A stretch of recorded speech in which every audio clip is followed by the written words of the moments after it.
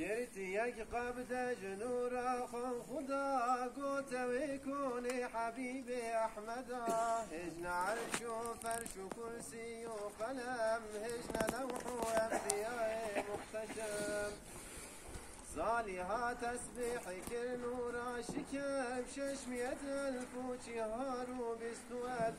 باشی بوی چکر 12 حجاب هر یکی خوشتر زیاده به حساب قدرت و تعظیم و منت مرحمت هم سعادت هم کرامت منزلت هم هدایت هم نبوت رفعت طاعت یزد شفاعت تمت هر یکی وستا بوتی دا چند سال عدد مسپار علم لا یزال هر یکی تسبیح کی خاص و جدا دائما تسبیح خواندن بو خدا خاشی آویت چهار بحر مزن و خدای لا یزال و این سجن بحر نصرت ثاني بحر مرحمه بحر قدرت بحر عرفان انهمه شونج بحر معرفة أوها تدر قدر جي ورياب إلهام أو قدر صد هزار وهم شهار بالسؤال هل يكيبو يكنبي دل شكر خاشي ويشكر جنورانا ميوار جوهرك ليك النظر أو مودقر نصف أول داي شافي هيبتي نصف ثاني داي يا بحر وهر لبين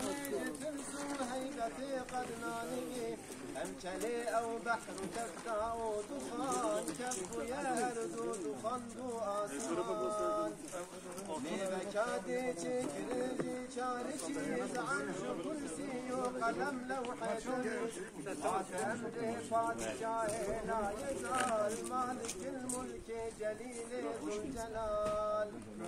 يا قلم بنبس بأمر فاتشاه أسشب ويسم بفرمان يا إله قال اكتب لا اله الا انا هم محمد قاصد امر منه ساجدوا بهشتي صد صاندي سلهنينا كل سيدي ازد ظالم لا اله الا توي او محمد هم بري اسمت خوي ششك يا سلطاني باجود وكلام پادشاه سرمده قد يا قلم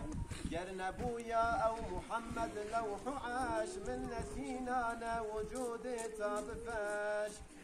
ناتو ايني جنة نار مزن جملة اشياء من جبوه شكرن محبتهن قفت شقبو او قلم مال سر لوحين بيسي دم بدم سرخوشو سكراني وينا بشين فاشي بايلهام رب العالمين قوت أول يا محمد السلام هم عليك قوت ربي لا ينام ذا جوابا عن حبيب العزة وعليك السلام ورحمتي